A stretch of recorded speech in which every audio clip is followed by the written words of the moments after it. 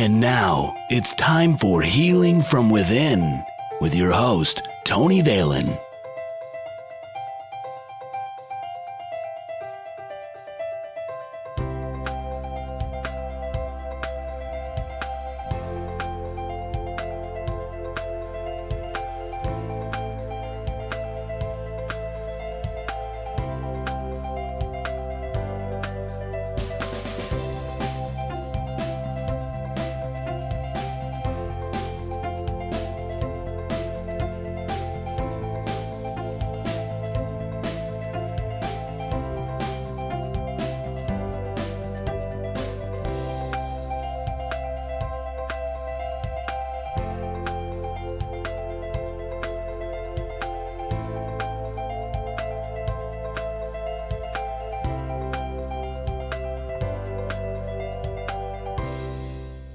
Welcome to Healing from Within. I'm your host, Tony Valen. You can contact me, Tony@TonyValen.com. Visit our website, healingfromwithin.net. Like us on Facebook, Healing from Within with Tony Valen. Follow us on Twitter @TVHFW. Joining us on today's show is Delfin Espinosa. I've known Delfin for many years, and I refer to him as a spiritual researcher because he's been on a quest searching for answers about life's purpose, spirituality, God, and religion. He will be talking to us specifically today about near-death experiences, which is one of the many topics he has studied and researched for years. You can get more information about Delfin and like him on Facebook, delfin.espinosa. You can contact him directly, delfinespinosa@gmail.com. Delfin, welcome to the show. Well, thank you. I'm glad to be here. I'm so glad to have you, too. I've known you for years, Delfin, and I know that your search for everything I just mentioned started many, many years ago. If I have to estimate, I would say ever since we got out of high school. So it's been a long time. I'm not going to mention the years because I don't want to go there. I'm going to start with my first question to you, Delfin, the way I start with all my guests. What are your gifts, and how did your journey begin? Well, my gifts are mainly with the dreams, and I do have intuition. I don't like to use the word psychic because it has a lot of negatives to it throughout the years, I guess, and we use intuitive or sensitive. But as far as when it started, I guess the easiest way to explain it is on the day I was born, there was an accident, a car or train accident, and we lost two relatives. So there were two funerals that week when I was born. And so that's one of the things that started me on my quest as far as did that have anything to do with my abilities, my intuition, my being closer to the knowing that this world was not all there was, and realizing that there was a spiritual life. Although at that age, 6, 7 years old, when I started finding out about it, I wasn't aware. I had just barely was going to begin my journey. So after all these years, I've gotten a whole lot of answers. Right. And can you explain to us what a near-death experience is?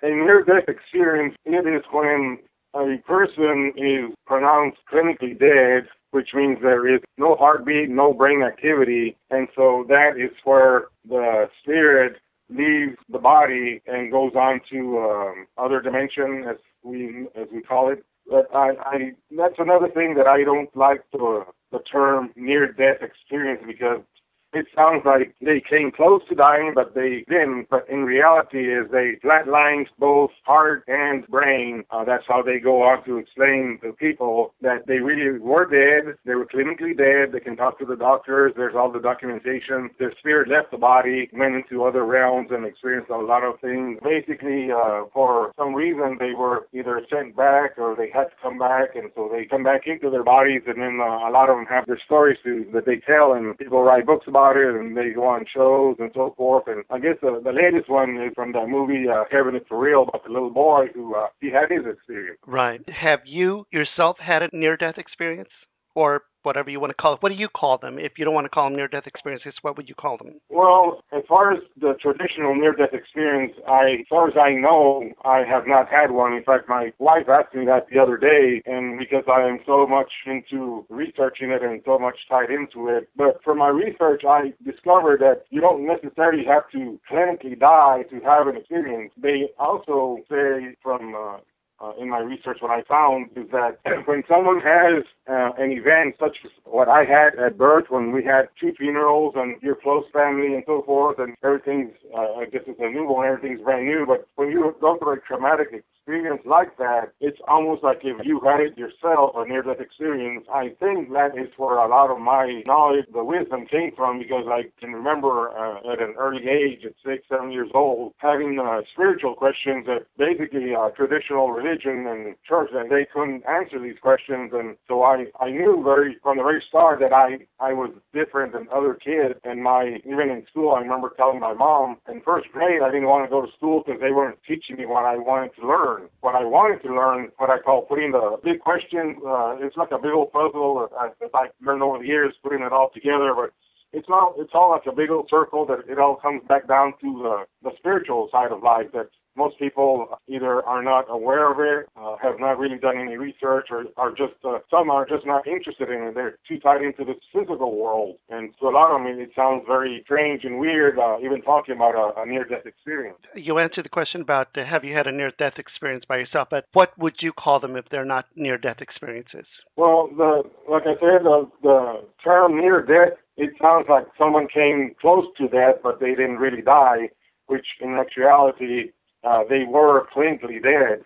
In my case, because of I didn't, as far as I know, my parents never talked to me about if I ever, as a 2, 3-year-old, before they can actually remember things, ever had one. But like I said, from my research, I discovered that you can have a similar experiences and similar outcomes. In fact, you don't have to, for your spirit to leave your body, you don't have to have a near-death experience.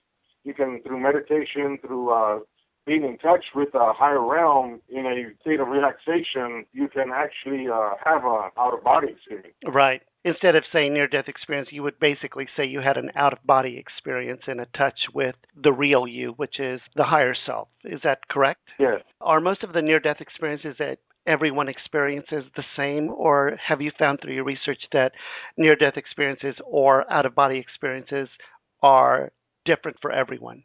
Well, first of all, with the near-death experience, yes, there are many different, experiences that they have. It depends on the person a lot. Because, for instance, let's say someone is, a believer or a Christian, however you want to say it, when they have an experience, it's more of a positive experience as opposed to someone who is hateful and angry and bitter.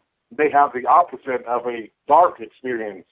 And I've discovered also people that commit suicide, like the most recent one, Robin Williams, did that they go to basically to the state of mind that you're in is what you're going to experience, because that doesn't change, because what you are is spirit and not just this physical body.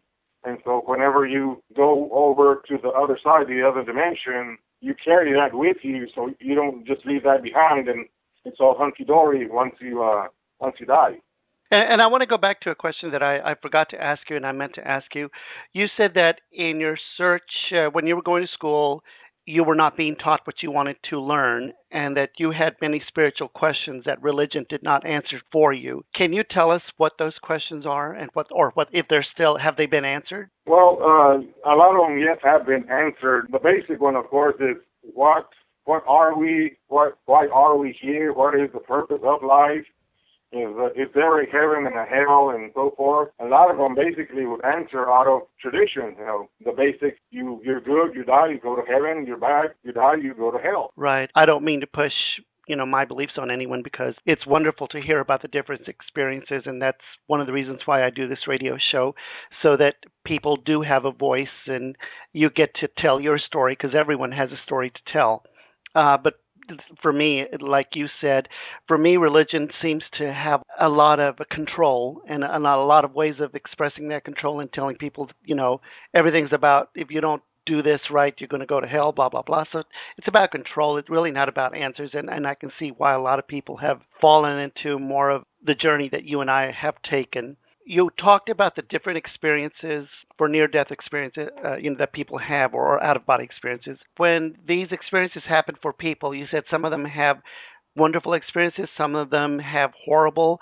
What do you think is the causing factor for that? What makes the difference between people having a good experience and a bad experience? As I've done my research, it seems the number one reason is basically what the person is like inside. It's like the jokes they talk about that whenever you go, if you get somebody drunk or something like that, that they lose their inhibitions. Basically, they start telling the truth because they're relaxed and they're no longer trying to hide things and so forth. And so the truth comes out. And it's kind of when the person dies, whatever is inside them in what they're thinking is, this kind of goes back to that law of attraction that I've also done a lot of research on, mm-hmm. that basically your thoughts, your ideas, your emotions, your intentions, that's why they always try to get people focused on the positive, because most people don't realize that these are spiritual laws, that if you're thinking constantly of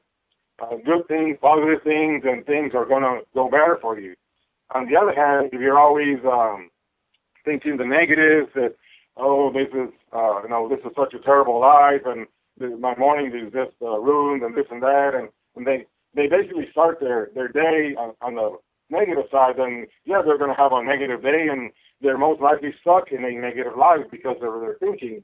From my research, I've come to find out that is the number one thing that causes someone who has a near-death experience to either have a positive one or a negative one. It's all in their thinking. Right, which tends to be the way they live their lives and the experiences they go through. And so I guess it's what I've always believed is that you go through life for life lessons, and if you tend to be stuck in a certain lesson, maybe that's the reason why people have out-of-body experiences or near-death experiences, to bring these truths to their face, don't you think, or face-to-face? Yes, I think that this is one reason I'm glad your show and others like this exist, to try to explain to people, because as I said earlier, religion, even though they may have their good intentions and so forth, there's a lot of misunderstanding in it, and so people get confused. Like the question is always asked, why are there like a million different religions with a million different beliefs, but if there's only one God, who created all these other beliefs and where did they come from? Absolutely. It's like someone that I just recently spoke to told me there's only one truth but many paths. Yes. And eventually we all come full circle to the truth, because it is who we are. From what you've researched, has anyone come back from a near-death experience, out-of-body experience, with a physical issue? Actually, what I find is that the opposite occurs. People that have a near-death experience, one of the things that they all tend to talk about is that the first thing that happens is after they, of course, go through the tunnel that's dark, and then they see the light and come out at the other end of the tunnel and to the light and they talk about this tremendous love and peace and joy. And then one of the first things that they experience is what they call a life review, which means they get to see their entire life, how they, nice people, they, or bad either way, they get to experience and feel how they make the other person feel. And so if someone was yelling at someone else, maybe perhaps the employer to the employee, or maybe the husband to the wife, or a friend to a friend, they are going to experience the same reaction, whether the happy or the sad or the angry or the hurt feelings. And so what happens a lot is once they discover that basically this life isn't all there is. There is an accounting at the end of their lives, and so it has a positive effect on them. And I've done several people that were angry and bitter, and like I said, some of them first went through the dark side of it, the experience, and then eventually when they call out to God, a great spirit, and so forth, the positive, then they have a more positive experience, and they can have their life review, and then when they get to feel how they make other people feel, then they change their attitude and come back, and they actually become a better person for having gone through the experience. Is it possible for someone to change their life review? And what I mean by that is that yes, you're a horrible person in life and you make people miserable and you just think that the only thing important in this life is money and nothing else matters. And then all of a sudden you go through an experience or you through an awakening, like you just said, and you actually apologize and feel sorry and resentful for what you've done to other people. Do you think that people that have gone through that have a different life experience and really don't have to go through the pain? Do you think you can change that? As far as the people do change from their experience, because basically what they come to find out is that what I guess what the Bible calls the judgment at the end, that God judges you. That they discover that it's not so much God that is judging them; it's that they see themselves in the mirror for what they really are. And we see movies all the time where people finally wake up and see themselves and bad things they've been doing, and it's like they wake up and see themselves for what they really are for the first time. And so people that have a near-death experience that were angry and hateful and so forth come back as changed people because they see themselves how what they really are inside and how others have seen them. They just were get blinded to what they were like. And then when they see that, it's a big a shock to them. And so from my research I've done, they do come back as a better person, a changed person. They see things a lot differently. They are no longer bitter and angry. And I think a lot of this frustration and anger comes from, first of all, not knowing what is real. And like we said, from religion, there's a lot of tradition and misunderstandings out there. And so people are confused. They think this is all there is to it. And so when a person dies, either a near-death experience or when they don't come back, they take that with them. It's not that like a switch is turned on and, I'm good now, I'm in heaven, kind of like the traditional, if you're good, you go to heaven automatically. And there's a process to all this, and which comes back to the original, my quest for answers, that why are we here? That we are spirits, we are souls living inside bodies. Our journey here is to learn, to grow, soul development and so forth, grow in love and learn how to get along with people and so forth and help one another, as opposed to all this competition and fighting and arguing that we see in sports, in business, and it's like the Monopoly game that there's only one winner and everybody else loses. It's actually the opposite, where we can all win when we help each other and work together, kind of like what happened in New York and the 9/11 and all these tragedies that we see on TV, in the news, how people actually come together from a tragedy. They help one another. That is how we're supposed to live every day, not in competition with each other, but helping one another. And like I said, this is why I'm glad these shows are out there, and I wish there was more and more. And as people, learn and discover all this, that they can help us to kind of reach out to others as well. I agree. And, basically what you just said in a nutshell, and this is something that I believe in, you and I have always talked about it with each other, is that you have to learn to break away and not live in fear, but live in love. Because when you live in love is when the world is a better place and you are not so lonely, and death does not seem to be so tragic, because you do know that the same love that you got from your loved one is still existing in another realm, but you're surrounded by love, and the fear, there is no fear, and that's where we all need to go, from fear to love. Yes, there's actually something else that I came across with a few weeks ago, that actually Albert Einstein, as a little boy, when he was in school, he was in the classroom, and then the professor was basically saying that, like that movie, God is dead, that there is no God, and that's why there's all this hatred and this and that.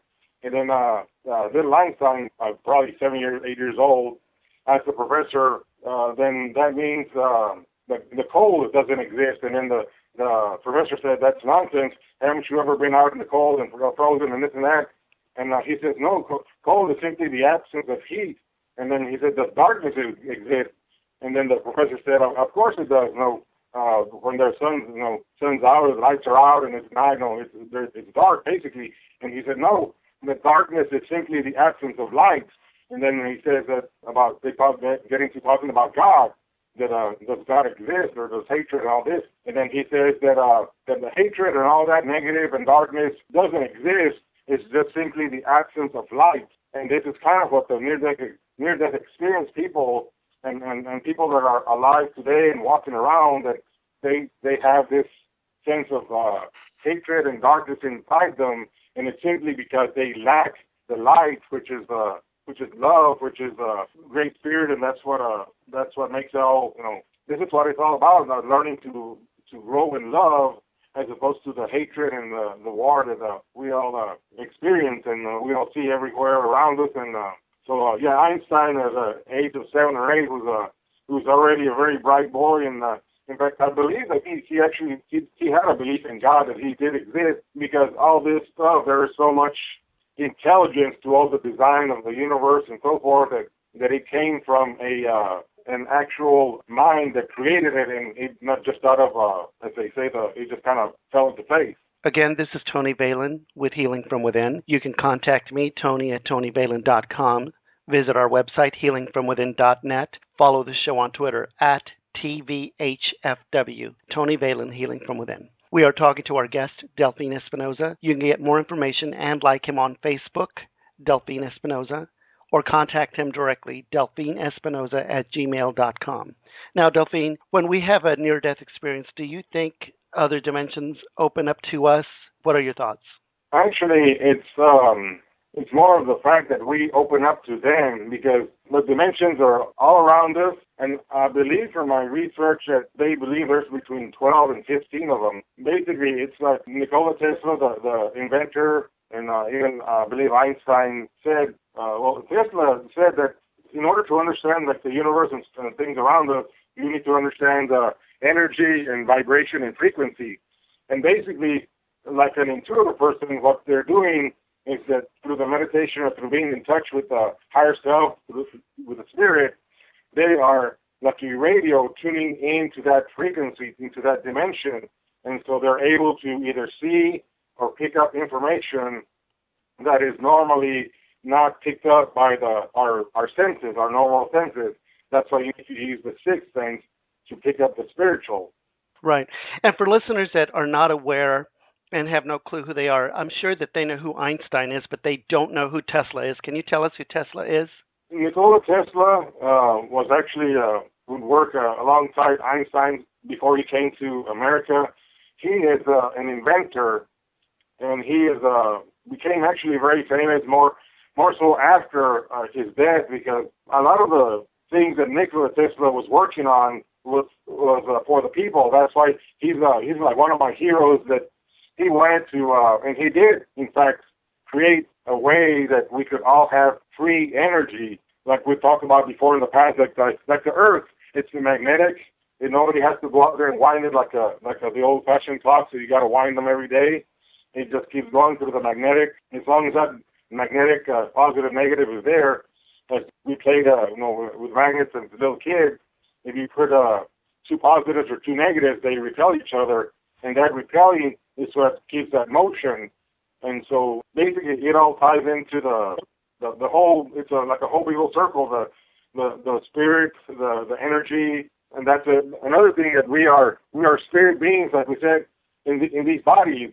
And so when the physical body stops functioning, it dies. The spirit cannot die because it is continuous. It's like energy. It's continuously regenerating. It's like water. You can't really destroy water.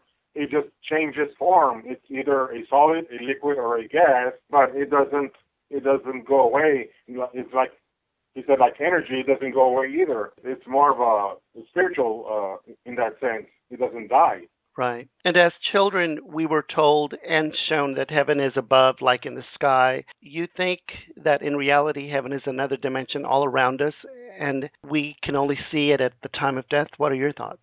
Yes, as I guess we've talked about, heaven is, yes, another dimension, a higher dimension, a higher frequency, a higher vibration. This is what all this, the 2012 and the Mayans that predicted, they were scaring people before 2012 that on December 21st, 2012, the world was going to come to an end. And then I kept telling people that the Mayans didn't use the word that the world was going to end. It was the age that was going to end. It was like when we're going to go from a winter into a spring, it's going to be like a brand new start. And that is what has happened now that we are in a new age, the age of Aquarius, the age of awakening. And that's why we are seeing more and more of these shows like yours and trying to reach out to people that we are spirit beings inside these bodies.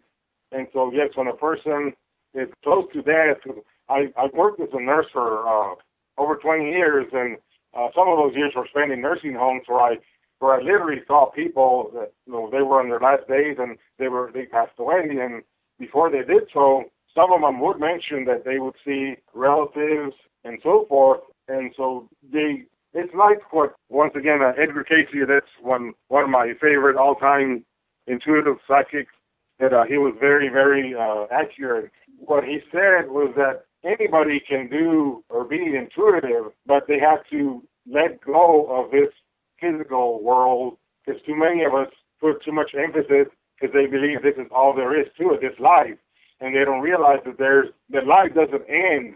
We just change forms, like we said. We talked about water and energy. Life doesn't end.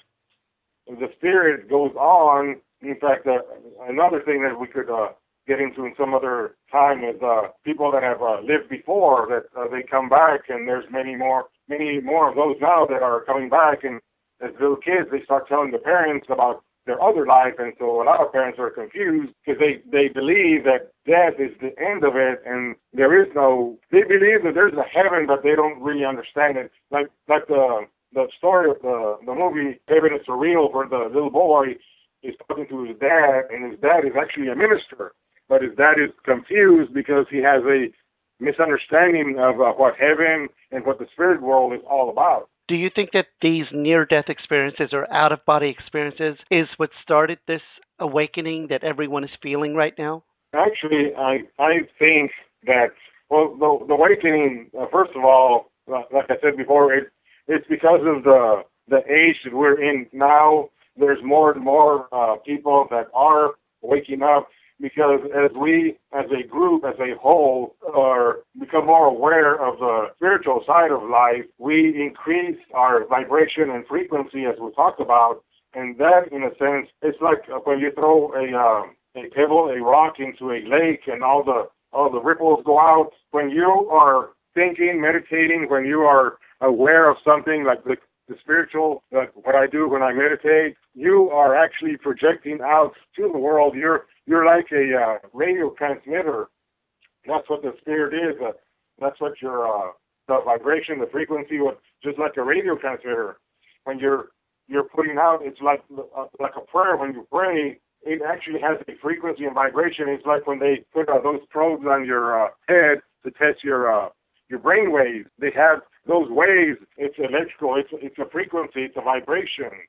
And so, as more and more people, it's like a circle. As more and more people awake, it's going to help others awake as well. And so the more people that are awake, the more positive, the better this world is going to become, because people will start to live a lot better lives, and we will help one another and encourage one another, and we will live in love and in peace the way that we were supposed to.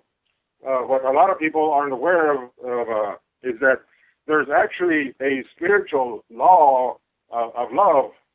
It's called the law of one, and this is what I believe the Native Americans live by, because the law of one, or the law of love, is that we, of course, we love one another, that we live in peace and harmony with nature, the lakes, the rivers, the land, the animals. They have a respect for nature, for everything. And so they did not understand when the Europeans came over to buy the land, that how can you sell something that doesn't belong to you? It was known to you from the Great Spirit. From me, from my experience since a little kid, 6, 7 years old, that's how I saw the world. If people would love one another, you wouldn't have to lock your doors at night or be worried about your kid getting kidnapped from walking home from school and all these things. And I had those thoughts as a 6-7-year-old, just like the little boy in the movie Heaven It's Surreal. I had all these questions and answers that others, I guess, weren't ready to understand.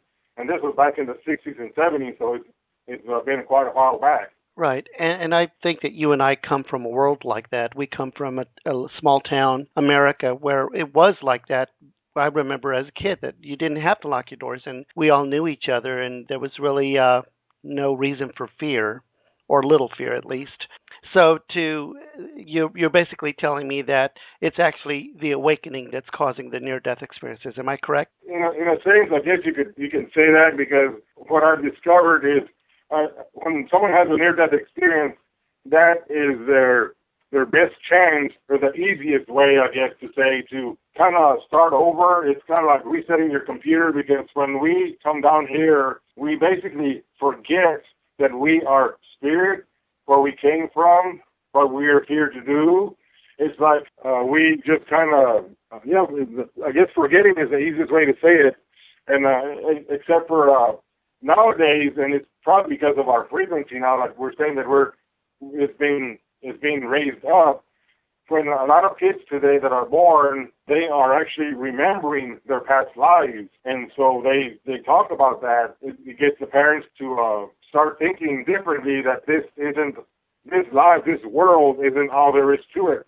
That there is a heaven, there is other dimensions. There's a lot more to this journey than just you're born. You go to college, you get a job, and you work, and all that, and there's a spiritual side of life that a lot of people don't pay any attention to, or maybe it's because they don't understand that it's even there. Have you ever, and moving on to the next topic, because I really want to make sure and cover everything that we wanted to talk about, have you ever heard about shared death experiences, and if so, what are your thoughts? As far as the shared death experiences, I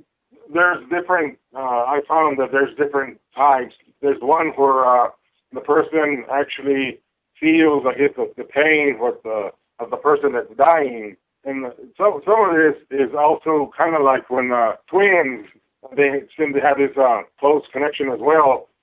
When one twin is feeling sad or something's going on, the other twin seems to pick it up, which makes sense, because if they're twins, they share, as we all share in the spirit. That's something else that is the whole topic of how everything is all connected to one thing.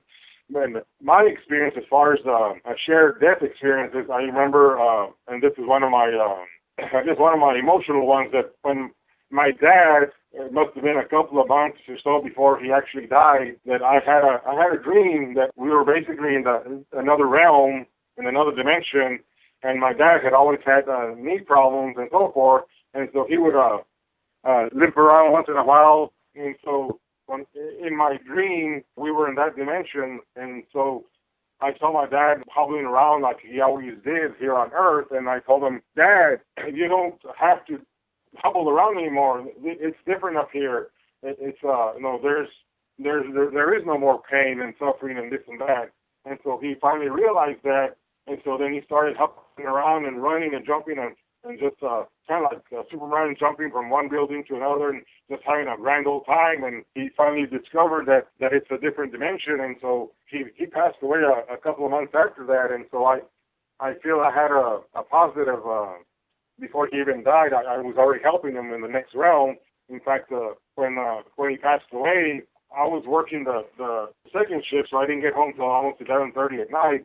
And my wife that week said that around 9 or 10 p.m. every night, there was like a tapping in the window in the living room where we sat down and watched TV. And then what happened that one Saturday, I was there, and we heard the tapping on the window. It was about 9:30 at night in the evening. And then the next day, which was Father's Day, I got a call from my sister back home in Texas. We were living in Kentucky at that time. And so about 9 o'clock or so that Sunday morning, I got this call from my sister that told me my her dad had passed away, and not really a surprise to me, but I wasn't sure exactly how much time he had, but I knew his time was short. But that's my experience as far as shared death experience. That when I find other people have similar stories that they've told me how they felt their loved one, either their parent or someone that kind of came to them. It's like a saying goodbye or something like that. And so they moved on. My wife had the same experience, that her dad came to her and told her basically that it's okay, everything's going to be fine, and not to worry about it. Yeah.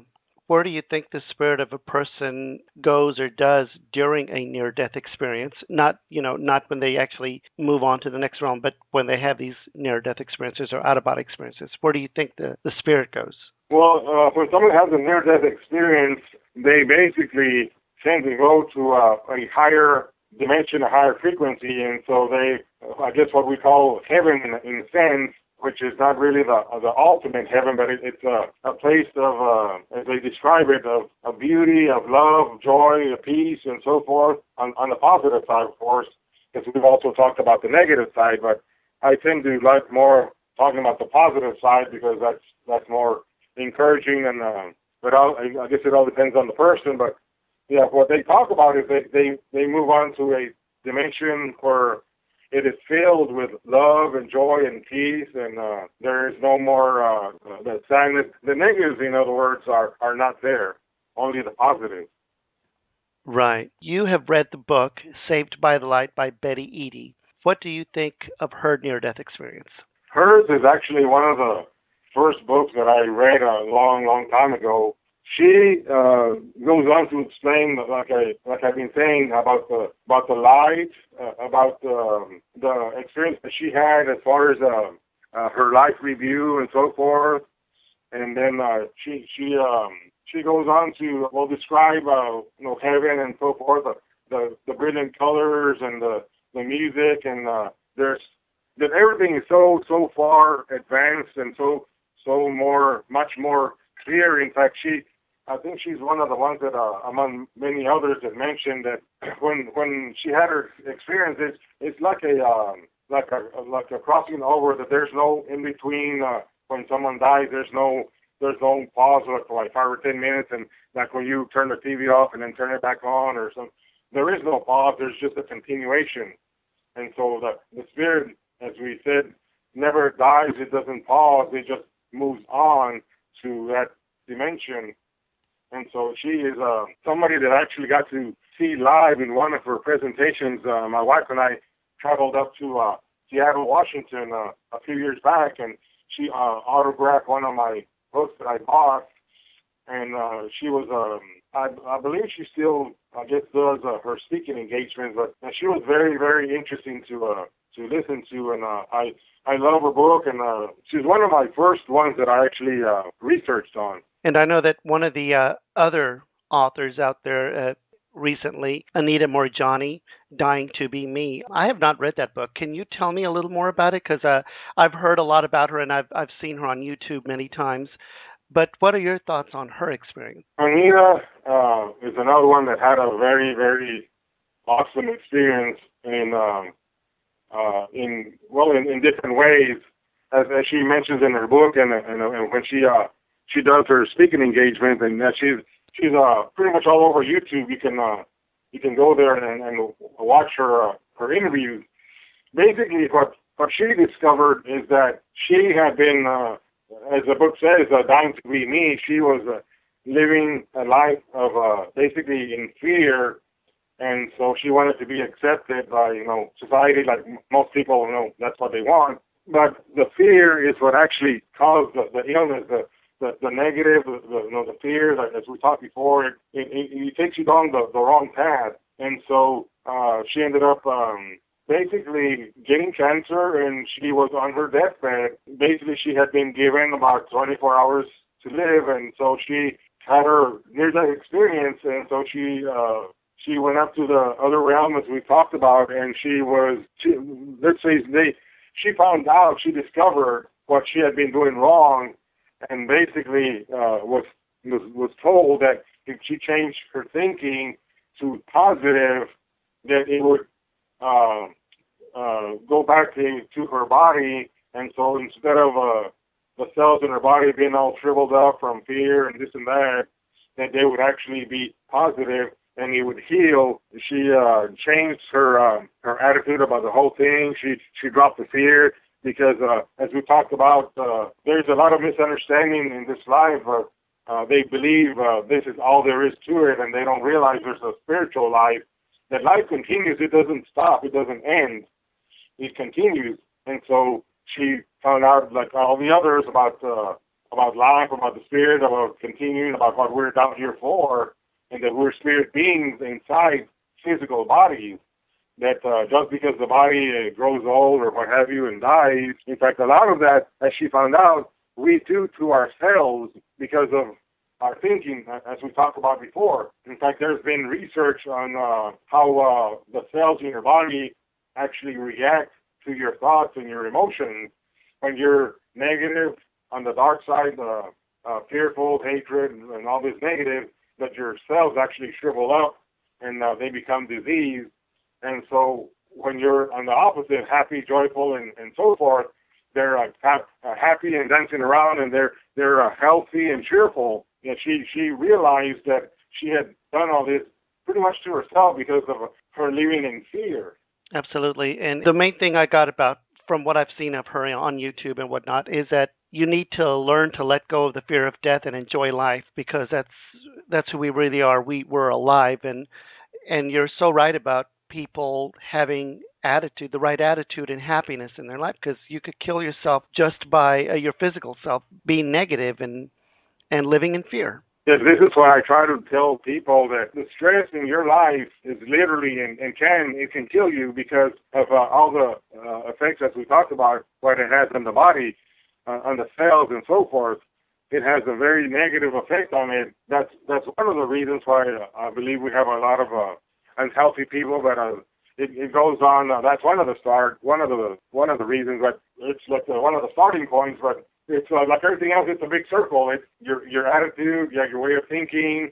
It's your lifestyle. It's like your basic food is now so tainted with all these chemicals and all these chemicals that don't belong in your body, for one thing. So the best way to do things is the more natural way, the spiritual way.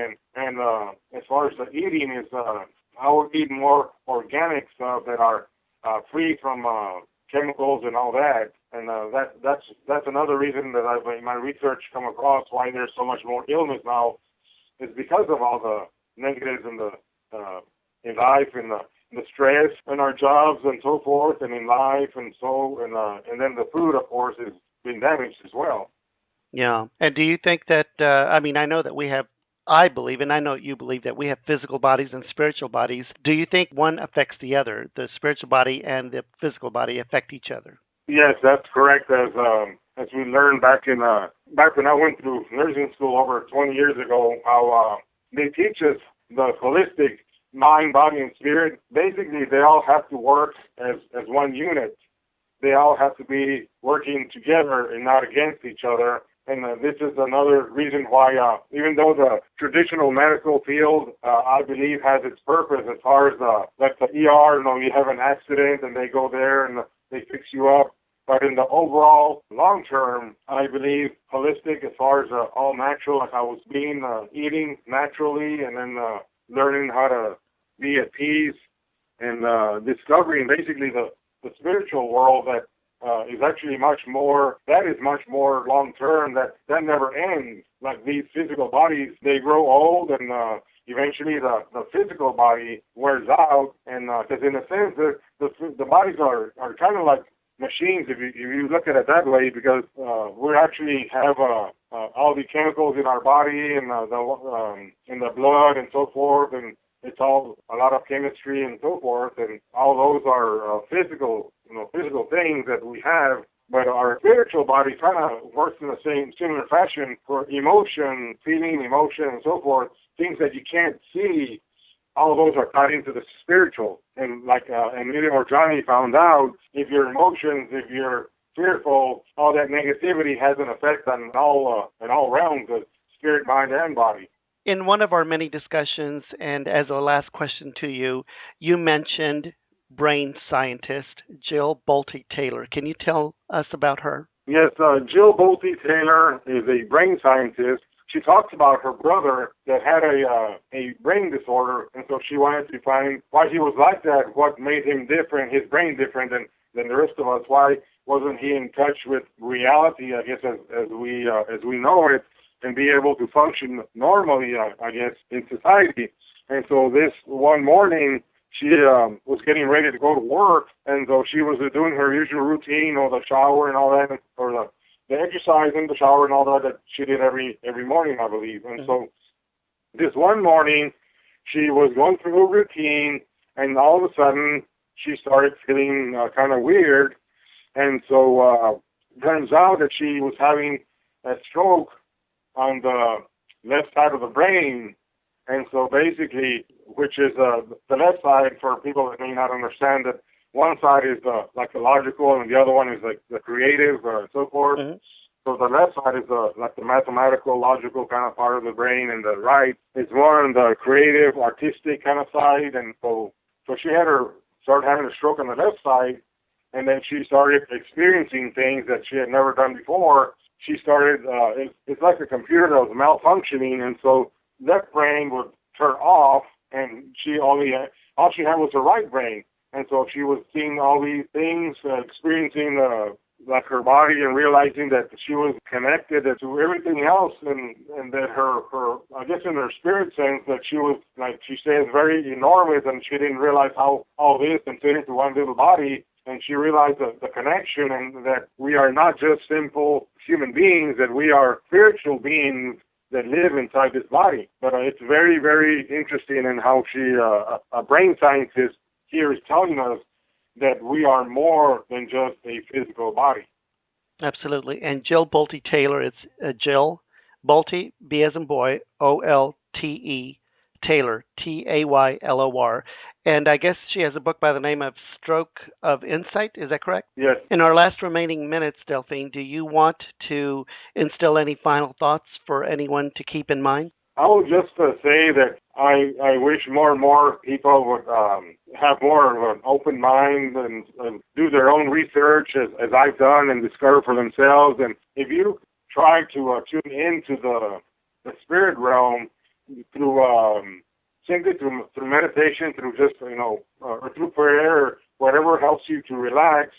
And basically, like Jill found out, if you can shut off the noisy part of your brain, the one that always keeps reminding you about what you have to do tomorrow or the next week or the next month, you got to pay your bills and do this and do that. And some call it like the noisy or the babbler, whatever you want to call it. If you can shut that down, conscious thought, relax, let the thoughts flow to you. Absolutely. Our thanks to Delfin Espinosa. You can get more information and like him on Facebook /Delfin Espinosa, or contact him directly, Delfin Espinosa, ESPINOSA @gmail.com. You are listening to Healing from Within with Tony Valen here on Blog Talk Radio, airing Monday through Friday, 6 p.m. Eastern, 5 p.m. Central. Visit our website, healingfromwithin.net, or contact me directly, Tony@TonyValen.com. Please follow the show on Twitter @TV as in Victor, HF as in Frank, W. Tony Valen, Healing from Within. Thank you so much, and love and light from all of us here at Healing from Within.